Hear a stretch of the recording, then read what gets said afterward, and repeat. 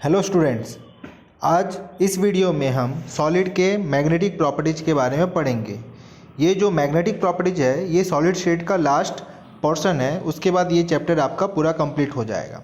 तो magnetic property में हम लोग देखेंगे कि जो सॉलिड है उनको उनके मैग्नेटिक प्रॉपर्टीज़ के बेसिस में 5 भागों में बांटा गया है। सबसे पहला है पैरामैग्नेटिक सब्सटेंस, दूसरा डायामैग्नेटिक सब्सटेंस, तीसरा फेरोमैग्नेटिक सब्सटेंस, चौथा एंटी फेरोमैग्नेटिक सब्सटेंस और पांचवा फेरीमैग्नेटिक सब्सटेंस। सबसे पहले समझेंगे पैरामैग्नेटिक सब्सटेंस क्या होता है।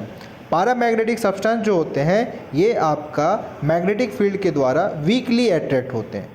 उसके बाद इनका जो मैग्नेटाइजेशन होता है ये आपका मैग्नेटिक फील्ड के सेम डायरेक्शन में मैग्नेटाइज होते हैं और ये इनका मैग्नेटिज्म जो है, मैग्नेटिक प्रॉपर्टी जो है वो लॉस कर देते हैं in the absence of magnetic field. तो अगर कोई मैग्नेटिक फील्ड प्रेजेंट नहीं रहेगा तो इनका जो मैग्नेटिज्म प्रॉपर्टी रहेगा ये उसको लॉस कर देंगे। जो भी सब्सटेंस पैरामैग्नेटिक बिहेवियर शो करते हैं उसका रीजन है due to the presence of unpaired electron. तो इनके पास जो अनपेयर्ड इलेक्ट्रॉन रहता है, सिंगल इलेक्ट्रॉन रहता है, जिसके वजह से कि ये आपका पैरामैग्नेटिक बिहेवियर शो करते हैं। तो अगर कोई सब्सटेंस के पास अगर अनपेयर इलेक्ट्रॉन है तो वो पैरामैग्नेटिक बिहेवियर शो करेगा। एग्जांपल ऑफ पैरामैग्नेटिक सब्सटेंस है आपका O2, Cu2+, Fe3+, Cr3+।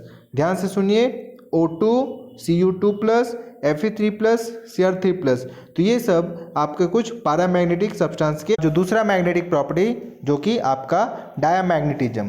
तो डायामैग्नेटिज्म सब्सटेंस वो होते हैं जो कि आपका weekly repelled by the magnetic field. तो ये लोग क्या होते हैं, मैग्नेटिक फील्ड के द्वारा अट्रैक्ट नहीं होते बल्कि रिपेल होते हैं। और इसके एग्जांपल्स हैं आपके H2O, NaCl, C6H6, H2O हो गया आपका वाटर, NaCl हो गया आपका सोडियम क्लोराइड और C6H6 हो गया आपका बेंजीन। तो ये जो आपके डायामैग्नेटिक सब्सटेंस होते हैं ये आपका मतलब कि जो वीकली मैग्नेटाइज होते हैं मैग्नेटिक फील्ड में इन द अपोजिट डायरेक्शन, और ये ऐसे सब्सटेंस के द्वारा शो किया जाता है जिनके आउटर मोस्ट ऑर्बिट में पेयर इलेक्ट्रॉन रहता है। इसका मतलब इनके पास एक भी अनपेयर इलेक्ट्रॉन नहीं होता है। उसके बाद जो यहाँ पे एक इम्पॉर्टेंट प्रॉपर्टी है डायामैग्नेटिक सब्सटेंस का कि इसमें पेयरिंग ऑफ इलेक्ट्रॉन जो होता है वो क्या करता है, इनके मैग्नेटिक मोमेंट्स को कैंसिल कर देता है, जिसकी वजह से कि ये आपका मैग्नेटिक कैरेक्टर को लॉस कर देते हैं। तो डायामैग्नेटिक सब्सटेंस वो होता है जिनके आउटर मोस्ट ऑर्बिट में पेयर्ड इलेक्ट्रॉन होते हैं। अब आता है तीसरा मैग्नेटिक सब्सटेंस जो कि है आपका फेरोमैग्नेटिक। अब हम लोग पढ़ेंगे फेरोमैग्नेटिज्म। तो जो फेरोमैग्नेटिक सब्सटेंस होते हैं ये सब आपके strongly attracted by the magnetic field. तो फेरोमैग्नेटिक सब्सटेंस मैग्नेटिक फील्ड के द्वारा स्ट्रांगली अट्रैक्टेड होते हैं। एग्जांपल ऑफ फेरोमैग्नेटिक सब्सटेंस हैं iron, cobalt, nickel, gadolinium, chromium oxide etcetera. ये सब जो फेरोमैग्नेटिक सब्सटेंस हैं ये लोग को हम परमानेंट मैग्नेट बनाने में भी यूज कर सकते हैं।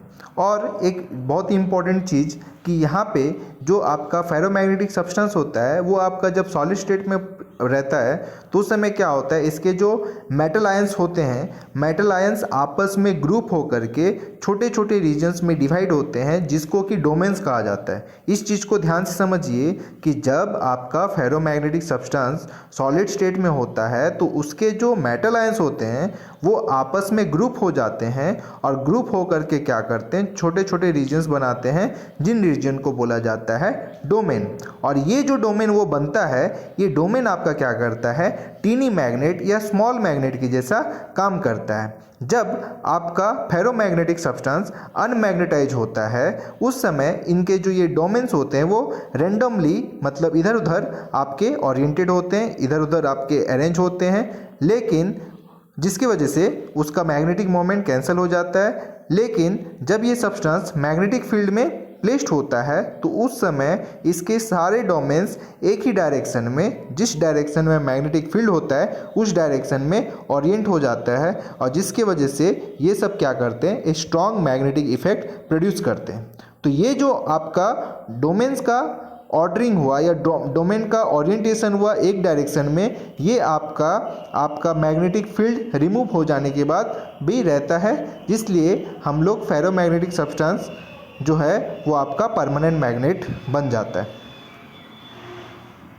अब आता है आपका चौथा, जो कि है आपका एंटी फेरोमैग्नेटिज्म।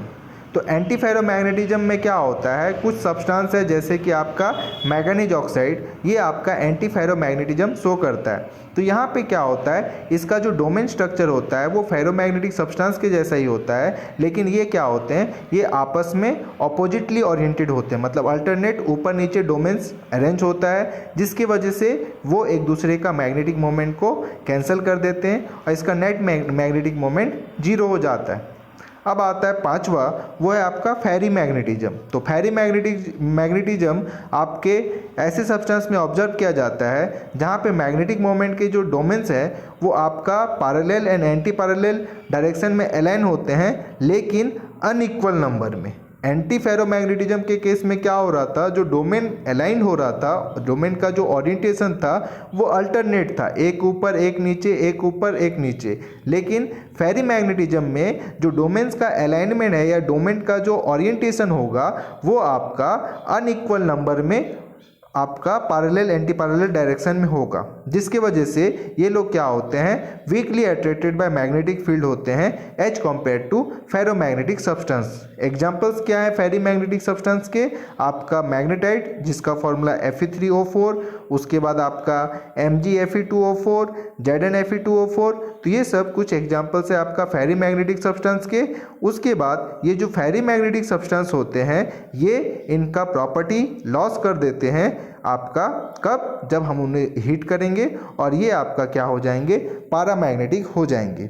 यहाँ पे नीचे डोमेन्स है उसको रिप्रेजेंट कर रहा है, यहाँ पे हर एक एरो मार्क आपका डोमेन को रिप्रेजेंट कर रहा है। जब हम लोग फेरोमैग्नेटिक सब्सटेंस पढ़ रहे थे तो उसमें हमने देखा कि सॉलिड स्टेट में क्या होता है, जो आपके मेटल आयंस होते हैं वो आपस में ग्रुप होकर के छोटे छोटे रीजन्स में डिवाइड हो जाते हैं और इस रीजन्स को डोमेन बोला जाता है, जो कि आपका टीनी मैग्नेट के जैसा काम करते हैं। तो जो पहला ए वाला डायग्राम है ये आपका फेरोमैग्नेटिक का है। यहाँ पे सारे डोमेन्स आप अगर ध्यान से देखो तो सब के सब एक ही डायरेक्शन में अलाइन है या एक ही डायरेक्शन में ओरिएंटेशन है, और वो किस डायरेक्शन में होंगे, वैसे जिस डायरेक्शन में आपका मैग्नेटिक फील्ड होगा। दूसरा वाला जो डायग्राम है वो आपका एंटी फेरोमैग्नेटिक सब्सटेंस का है। तो यहाँ पे जो मैग्नेटिक मोमेंट का जो डोमेन्स है ये आपका क्या है, अल्टरनेट है, एक ऊपर एक नीचे, एक ऊपर एक नीचे, मतलब ये आपका parallel anti parallel parallel anti parallel के फॉर्म में है, और जिसकी वजह से ये एक दूसरे के मैग्नेटिक मोमेंट को कैंसिल कर देते हैं।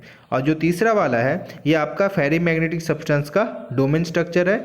यहाँ पे आपके जो डोमेन्स है वो आपका parallel and anti parallel direction में अनइक्वल नंबर में है, मतलब कि दो ऊपर एक नीचे, तीन ऊपर एक नीचे या दो नीचे, इस तरह से, मतलब इनमें कोई एक फिक्स पैटर्न नहीं होता। तो जिसके वजह से ये आपके बहुत ही weakly attracted by magnetic field होते हैं और आपका ये लोग क्या होते हैं, अपना मैग्नेटिज्म लॉस कर देते हैं ऑन हीटिंग, और ये किस में कन्वर्ट हो जाते हैं, पैरामैग्नेटिक। तो इसी के साथ आपका जो मैग्नेटिक प्रॉपर्टीज ऑफ सॉलिड है वो कंप्लीट होता है और सॉलिड स्टेट चैप्टर कंप्लीट होता है। नेक्स्ट वीडियो में हम लोग जो आपका केमिस्ट्री का सेकंड चैप्टर है सॉल्यूशन, उसके बारे में पढ़ेंगे। Thank you.